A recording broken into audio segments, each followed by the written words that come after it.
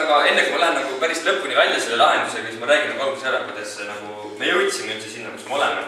Sest ma arvan, et äkki mõni on hästi aru, siis ma osavalt seletan ära teile kähku. Et nagu näete, et see on valem ja sinna valemisse läheb see U, sellepärast, et see valem on siukene. Ja see nagu F kohal siin on hästi tähtis, jätke see kindlasti meelde, et kui te seda ei pane, siis see on nagu üks punkt maha kohe. Aga õpetaja, miks meil kogu seda jama üleüldse vaja on? Ma ei hakka kunagi elus mitte millestki mingit tuletist leidma. Jah, see on väga hea küsimus. Mida me hakkame peale rakku ehitusega, funktsioonituletiste ja logaritmidega? Mida? Me nagu reaalselt ei kasuta seda iga päev elus. Aga tegelikult varjatult te kasutate. Ja sellest hakkangi mina teile täna rääkima, kuidas te neid erinevaid andeid saate kasutada päris elus. Mida te nendega peale hakkate tänaval, poes, kodus, kas või mingil peol. Nii et lähme seiklema.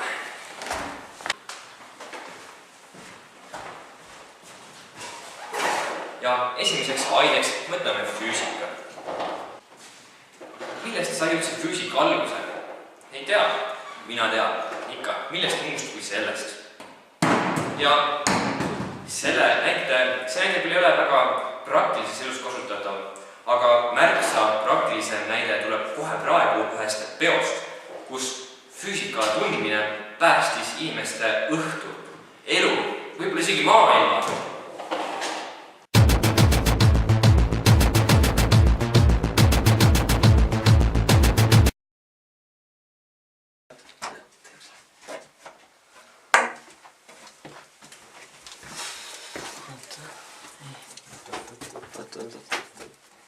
Ei. Oota, mis see, oota. Ei. Sina, oskad näha? Jaa, kõik on kontrollil ja täiesti. See käib see, ma oskan küll. Mine, palun.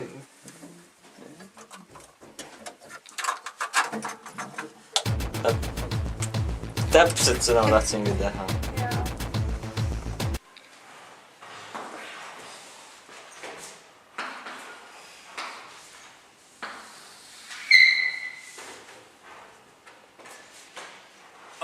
Tere! Nagu te nägite, siis füüsikalised oskused tulevad vägagi kasuks. Ja füüsika, seda läheb ju igal pool vaja. Seal on ju elekter, kõik ohutusnõuded, siis on ju mehaanika, kõik, kuidas sa saad kangireegel, kuidas sa saad kergemini asju üles tõsta, kõik läheb just selle alla. Ja füüsika pole ainuke aine. Järgmiseks aineks võtame ju matemaatika.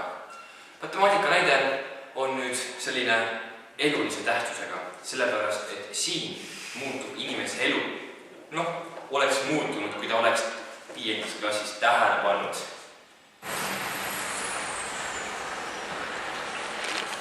Vabandage. Tervist. Tere. Kas teil on huvi võita 100 000 eurot? Vastata ainult 3 küsimusele. Ainult 3 küsimust. Väga kerge. No eks ikka. Põhikooli tasemel. Esimene küsimus. Mitu varvast on kassil? Ma tean küll.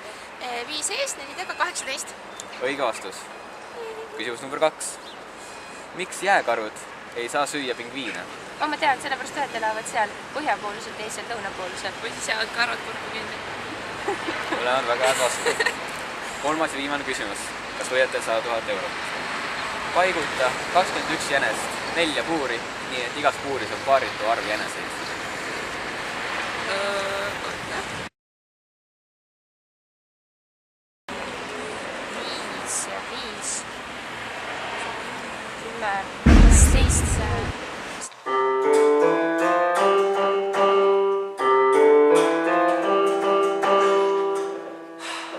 Oli ju ilus. Seda ei saa õppida, sest see juba on anne, nii et seda koolis ei saa õppida. Kunagi teie lapsed õpivad minu loomingut koolis. Aga mis siis sai matemaatikas? Oleks tema õppinud matemaatikat 5. klassis korralikult, oleks ta praegu miljonär, veel Eesti kroonides küll, aga ta oleks rikas, kes ei tahaks jõukas summat 100 000 eurot. Täitsa rumal inimene. Mina küll oleks vabalt selle vastust teadnud, aga ma ei hakka sellest praegu edasi rääkima üldse mitte, sest et järgmisena võtame ette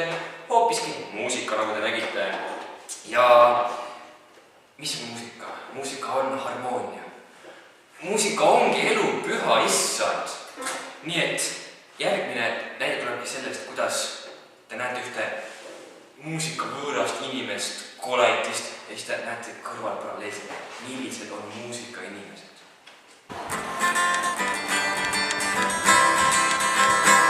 Kui kevad jälle tärkab taas, presentis koti haaran maast. Ja lõttan ilma lustiga, siis valisen õigustiga. Nüüd kõik jälle sõbrad tead.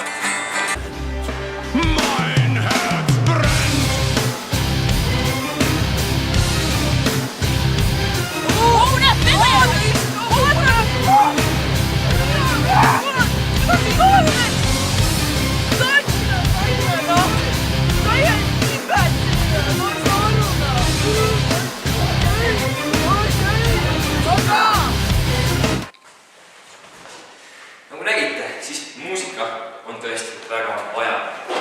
Kes tahab linnapilti, et on mingi hulle, kes peksab prügikaste. See minu moodi poiss seal oli palju märksa soliidsem. Aga tänaseks ongi ju kõik, sest et näitasin teile igasugused näited ära juba, kuidas te saate koolis õpitut päriselus kasutada. Aga mis ma ikka räägin siin pikalt, kuulsite ka igasugust filosoofiat, kuidas see teie mõtlemist arendab ja just see ongi selle video sõnum. Ärge mitte mõelge selle peale, mida te õpite, vaid see, kuidas te üldiselt arendab. Väga hea. Aga mina nüüd lähen enda lugusid kirjutama ja